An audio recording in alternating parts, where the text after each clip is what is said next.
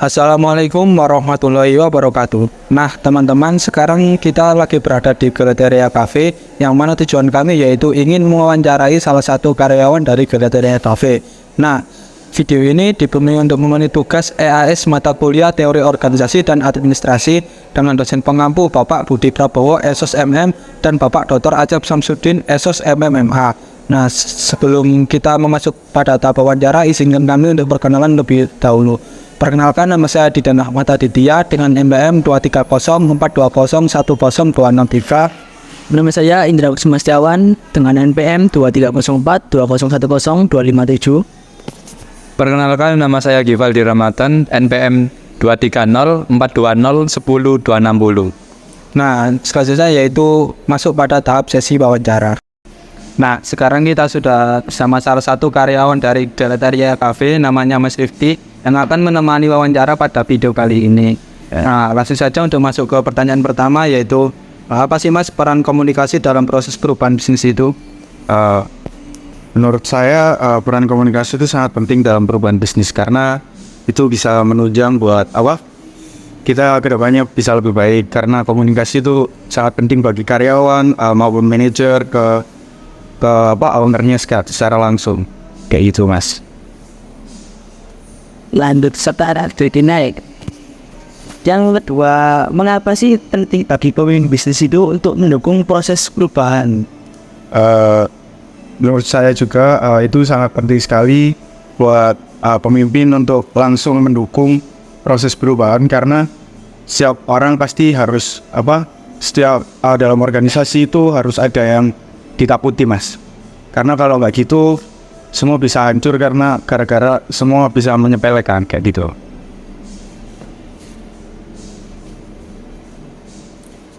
Oke, selanjutnya pertanyaan yang ketiga, Mas ya. Yang ketiga, bagaimana pelanggan dapat mempengaruhi perubahan dalam bisnis?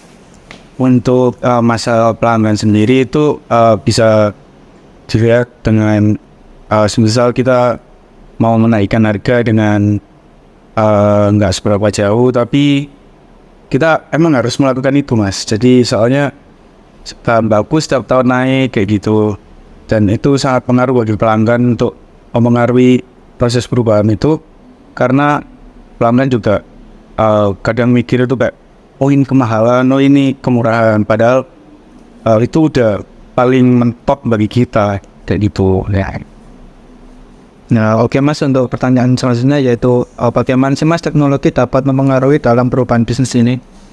Untuk teknologi mungkin bisa dapat lebih membantu ya, karena menurut saya semakin berkembangnya teknologi, menurut saya itu lebih baik, karena kita kadang bisa lebih cepat, bisa lebih mudah, lebih gampang kayak gitu, Mas. Lanjut pertanyaan biasanya, Mas. Ya. Bagaimana perubahan dapat mengukur keberhasilan dari suatu perusahaan? Dari perubahan, bagaimana perusahaan dapat mengukur keberhasilan dari suatu perubahan bisnis? Oke. Saya untuk mengukur keberhasilan bisnis, kita harus tahu, Mas, goals-nya yang kita tuju dalam perubahan ini apa. Kayak kita mau mencapai target omset yang lebih dari biasanya kayak gitu. Kalau goals-nya udah tercapai, menurut saya itu udah berhasil, Mas, kayak gitu. Sekitar itu aja sih. Ada lagi pertanyaan selanjutnya, ada. Sebutkan salah satu contoh perubahan yang sering terjadi dalam bisnis. Untuk perubahan mungkin sebenarnya banyak ya, cuman aku menyebutkan yang penting-penting aja, seperti halnya SOP. Itu ada misal SOP itu ada dari kitanya, recipe, terus SOP pelayanan kayak gitu, terus mungkin diperbaiki jadi lebih baik lagi. Dan kita juga biasanya menampung dari masalah-masalah dari customer, kayak tanya gimana sih pelayanan kita, apa yang kurang gitu. Jadi kita harus berubah dari situnya. Selanjutnya Mas, pertanyaan yang ke-8 yaitu apa sih Mas dampak negatif yang terjadi jika perubahan bisnis tidak dikelola dengan baik? Ini dampak negatifnya, misal kalau kita tidak melakukan perubahan dan kita menyelesaikan menyelesaikan SOP dari sebelumnya itu kayak menurut saya kurang baik, dan itu kurang belajar dari pengalaman kayak gitu Mas. Jadi kalau kita melakukan sebuah bisnis dari awal dan sampai kita tutup itu sama, pasti nggak bakalan lama bisnisnya. Jadi kita selalu kayak setiap bulan harus ada evaluasi. Kita harus bagaimana ke depan kayak gitu, biar bisnisnya itu jadi bisa jadi jangka panjang kayak gitu. Kalau kita stuck di situ terus, ya kita bakalan nggak lama bisnisnya, dan banyak tahu udah yang bangkrut kalau semua tidak dikelola dengan baik kayak gitu. Dan ya, kenapa sih suatu inovasi itu penting dalam perubahan bisnis? Menurut saya kalau inovasi ya itu sangat penting sekali, karena inovasi itu bisa memunculkan ide-ide baru buat itu tadi. Kembali lagi, kalau kita selalu melakukan evaluasi, pasti ada inovasi dan solusi dan muncul ide-ide baru Mas, kayak gitu. Jadi kita bisa lebih baik ke depannya kayak gitu. Oke, selanjutnya pertanyaan 10 Mas. Apa dampak perubahan ekonomi dalam bisnis kecil? Kalau dampak perubahan ekonomi dalam bisnis kecil tergantung kitanya sih Mas. Kalau misal kita harus bisa mengelola keuangan, manajemen bisnisnya dengan baik, mungkin ya kita bisa menyaingi bisnis besar yang ada sekarang. Itu tergantung dari kita yang mau gimana kayak gitu Mas. Oke Mas, untuk pertanyaan selanjutnya yaitu mengapa sih Mas perubahan penting bagi kelangsungan bisnis? Ya menurut saya kita harus melakukan perubahan Mas, karena setiap bulan pasti ada masalah kayak gitu. Terus kita juga kan tadi saya udah bilang buat Masnya, kalau kita menampung masalah-masalah dari customer, curhatan hati dari customer, kalau di sini tuh gimana kayak gitu. Jadi kita harus melakukan perubahan secepat mungkin, karena kalau tidak gitu customer tidak bisa repeat order lagi ke kita kayak gitu Mas. Jadi pertanyaan ke-11, apa peran pelatihan dan pengembangan karyawan dalam menghadapi perubahan? Nah ini yang penting Mas. Untuk pelatihan kita juga selalu ada pelatihan setiap 1 bulan sekali lah, karena balik lagi setiap ada perubahan SOP kita harus melakukan pelatihan. Seperti misal kita ada mau penambahan menu, kan kita harus belajar nih. Misal mau nambah dessert, kita harus belajar, kayak harus tahu pemahaman dessertnya itu kayak gimana modelnya, terus cara SOP-nya gimana, cara bikinnya kayak gimana, terus ya itu penting banget buat kita buat belajar kayak gitu. Apalagi kalau meskipun nih kita juga kalau nggak ada pelatihan pun kita juga tetap belajar jadi bonus, biar ilmu kita tambah tinggi, biar bisa buat ke jenjang selanjutnya mau bikin kafe sendiri lah kayak gitu. Itu impian saya Mas kayak gitu. Oke, selanjutnya Mas, pertanyaan ke-12. Bagaimana cara mengukur keberhasilan perubahan bisnis yang sudah dijalankan? Kalau perubahan bisnis tentang SOP sih menurut saya sangat simpel ya Mas.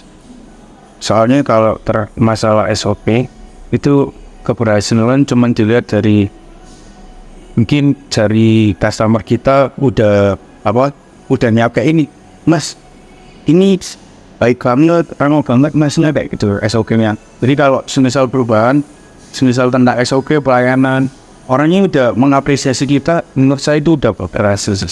Soalnya customer itu harus dilihatkan customer aja kan, kayak gitu. Oke Mas, untuk masuk ke pertanyaan selanjutnya yaitu apa sih Mas contoh teknologi baru yang dapat memicu perubahan suatu bisnis? Teknologi baru buat saat ini ya, mungkin menurut saya nih dari mesin kopi itu ada grinder. Jadi grinder itu nggak perlu ngidupin, jadi dia cuma sekali pencet dan bisa membantu anak-anak itu bisa lebih cepat buat bikin kopi dan fast bar kayak gitu. Jadi kita memakan waktu dari 10 detik bisa jadi 2 detik aja buat menyelesaikan buat 2 espresso. Jadi itu dapat mempermudah kita sih. Kayak gitu. Itu ngaruh banget sih mas menurut saya. Biar kita kerjanya lebih efektif, efisien, kayak gitu. Pas masuk pertanyaan ke-14. Oke. Mengapa feedback dari karyawan itu penting selama proses perubahan bisnis? Itu yang saya rasakan saat ini dengan owner saya. Feedback karyawan dapat menentukan feedback juga dari owner kayak gitu. Misal kita di sini kerja enjoy, senang, owner juga pasti enjoy, senang, nggak bakal owner itu mengkhianati kita senes. Sumpah feedback dari karyawan itu sangat penting bagi dia. Karena kalau kita di sini kerja itu senang, enjoy, tidak terbebani, orangnya pun bisa menghasilkan segalanya di sini kayak gitu. Jadi aku yang merasakan kayak gitu. Misal kita semangat kerja di sini, orangnya pasti lebih semangat kayak ngasih feedback kayak mau ngasih makanan ataupun bonus kayak gitu. Itu feedback karyawan sangat penting sih mas. Apalagi attitude, profesionalisme kayak gitu. Jadi biar nggak ada jarak dari kita ke owner kayak gitu. Habis ini nggak ada jarak sama sekali mas. Kayak gitu. Jadi kita semuanya sama di sini. Ya mas, selanjutnya Oke. bagaimana perubahan teknologi dapat mempengaruhi karyawan? Nah, itu udah saya jawab tadi kalau teknologi dapat mempengaruhi karyawan. Terkadang ada plus sama minusnya mas. Kalau misal nih kita dari misal kita berpikirnya positif, sebenarnya teknologi baru itu bisa membantu kita buat kerjanya lebih bagus, lebih efisien. Tapi kadang itu ada yang minusnya itu kadang kalau kita udah ada teknologi baru kita kerjanya lebih males. Itu yang sering saya temukan kayak gitu. Jadi kalau setiap ada teknologi baru kita harus cari tahu ini gimana cara makainya kayak gitu, fungsinya buat apa kayak gitu. Kalau nggak gitu, kalau udah tahu kadang itu orang malas semangat kerjanya jadi berkurang kayak gitu. Tergantung dari kita yang menanggapinya kayak gimana mas kayak gitu.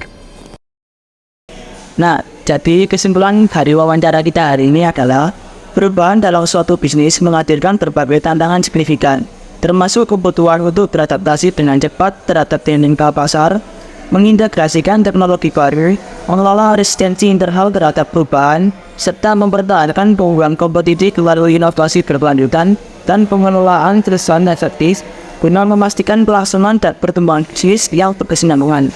Sekian dari kami, apabila ada kesalahan mohon maaf sebesar-besarnya. Saya akhiri. Assalamualaikum warahmatullahi wabarakatuh.